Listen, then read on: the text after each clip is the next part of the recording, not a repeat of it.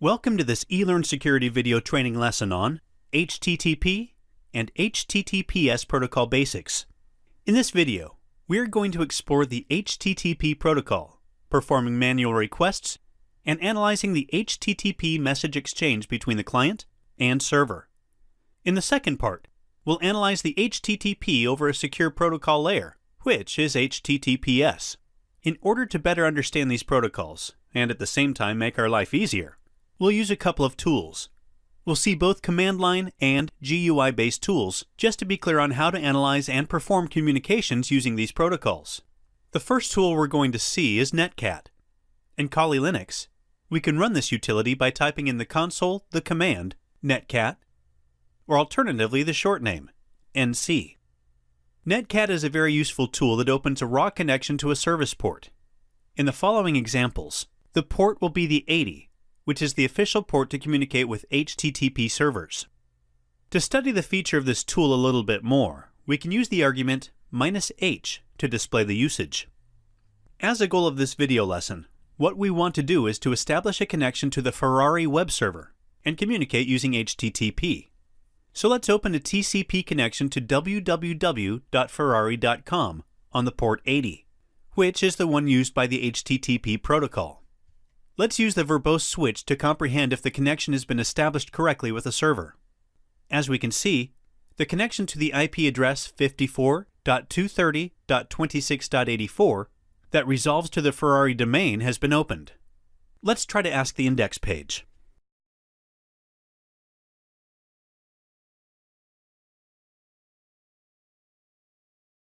As we can see, the Ferrari web server has replied to our request with the following content. The first part of the message is, as expected, the header section. Then, separated with a blank line, there's the body of the response. Let's analyze the header section. We have as a first line of the response message, the status line. Here, the server is saying that it is okay to talk in HTTP 1.1, and that the resource we asked, that is the index, has been moved temporarily. In a minute, we'll understand why. Then other interesting headers that we have received are content type field that indicates the media type of the entity body, in this case, is an HTML page. The date field that represents the date and time which the message was originated. The location response header field is used to redirect the recipient to a location other than the request URI for completion of the request or identification of a new resource. In this case, the server is telling us that the index page we are looking for has been moved to this path. That's why, in the response status line, we have the 302 code. Other interesting response headers are set cookie fields. These fields are the way the server uses to set cookies within the client's cookie jar. In this case, the server is sending 3 cookies. Finally, there are the 3 headers that start with an X. Usually, headers starting with an X are typically reserved for non-standard usage. In this case, as we can see, there is a proxy server between us and Ferrari's server that is defined within the field via. In this case, the proxy is CloudFront, an Amazon Content Delivery web service. Alright, let's move on to the entity body. Here, as we can see, there's nothing special than a simple message that says to redirect the client to another path. That, of course, is the same one defined within the location header field. Let's try to perform another request to the server, but simply changing the resource to retrieve.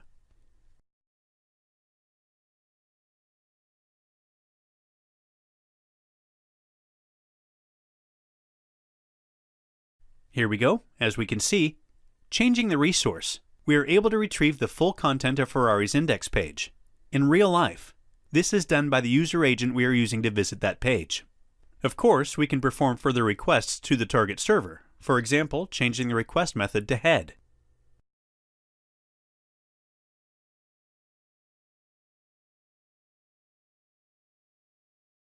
As we can see, the head method returns only the head of the server response and therefore only the header fields.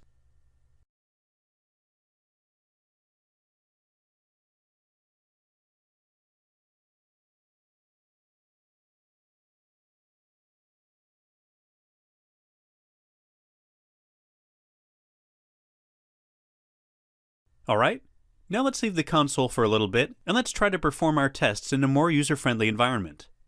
To do this, let's open Burp Suite from the Kali Linux menu. Then Web Applications, Web Application Proxies, and Burp Suite. If you want a fast way to start this tool, just type Burp Suite within the console and hit Enter. This is what one of the most famous suite of tools looks like. For the purposes of this video, we're going to use the Repeater tool. Here, as you can see, the panel is really simple. We have two views, one for the requests and one for the responses. In each of them, we can analyze the raw content and the hex one. Before starting to perform the HTTP requests, we need to define our target. This is the same operation we did before in Netcat. The host is, as usual, www.ferrari.com, and the port is the 80. Let's hit OK and start forging our request. Burp already provides a starting point. If we want to ask the index page of a target domain, we just have to define the host header and then proceed. Let's try to repeat the same operation we did before within the console. So as host, we define www.ferrari.com and then we hit the Enter key twice. Now we can issue our request to the target server by hitting the Go button. Here we go. The server has replied to our request with this content. As you can see, this is the same one we saw before within the console, but here we have syntax highlighting that helps us better investigate the response. Furthermore, we can select multiple views depending on what we want to see. So for example, the header is organized in a tabular way.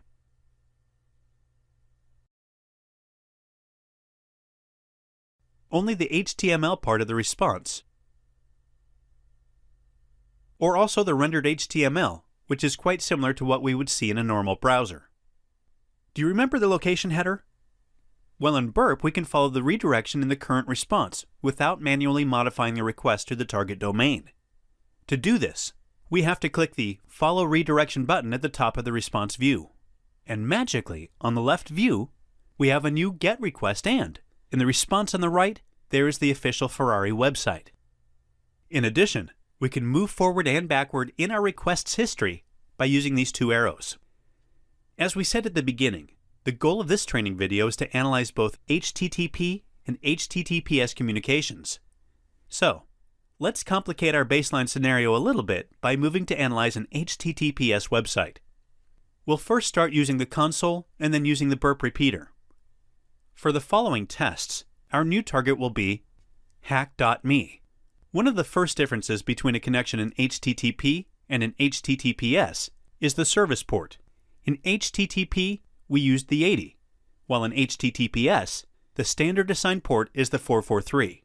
So for example, let's try to perform a basic HTTP connection to hack.me using Netcat.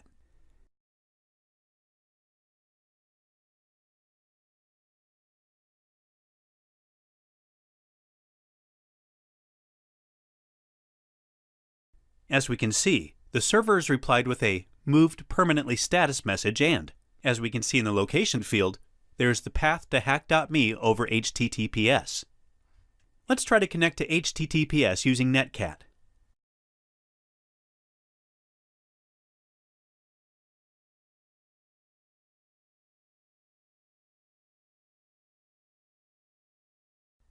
As we can see, nothing happens. This is because Netcat doesn't do HTTPS connections. Therefore, we cannot use this tool to analyze this kind of communication. Now, if we want to remain within the console, to analyze HTTPS, we can use OpenSSL. The OpenSSL toolkit allows us to operate within various cryptographic functions, and since HTTPS means HTTP over a cryptographic layer, we can use this tool to perform our operations. The first thing we can do is type OpenSSL followed by the command s_client. In this way, we are asking OpenSSL to implement a generic SSL TLS client. Now, to connect to a remote server, we need to provide the connect argument followed by the target information. So host and port is the 443.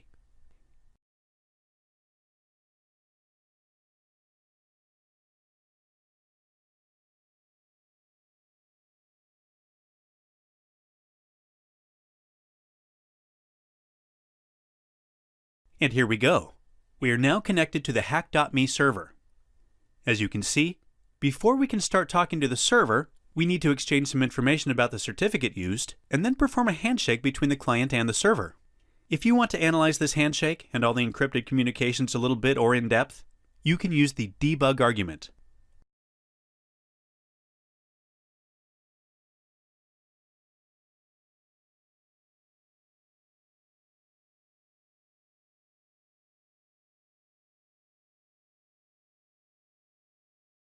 You can also use the state argument to print the state of the handshake.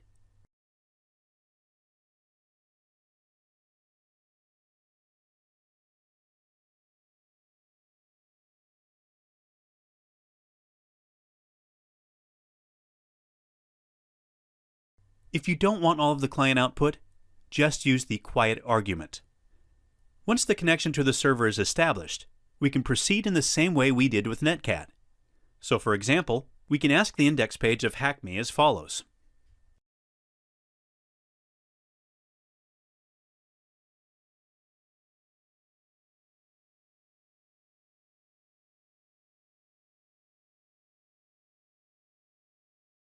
Or we can also change the request method and perform other requests. For example, we can use options to ask the server which methods are allowed.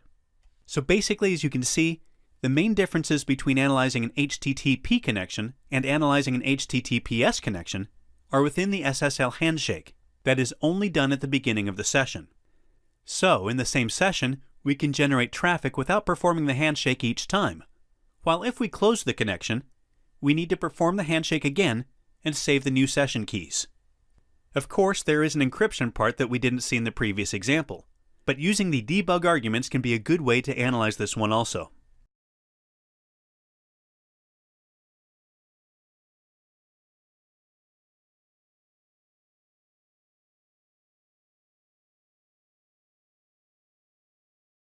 What about the user-friendly version of analyzing HTTPS communications? In Burp Repeater, playing with HTTPS is straightforward, just like HTTP.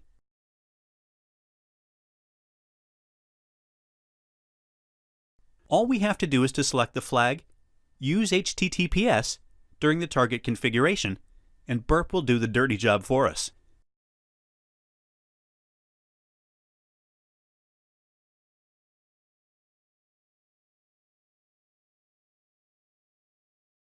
As we can see, there's no SSL handshake, encryption, and stuff like that. We can focus on analyzing the requests without worrying how to establish a connection between us and the server. And this concludes the video lesson on HTTP and HTTPS protocol basics. Thanks very much for joining us.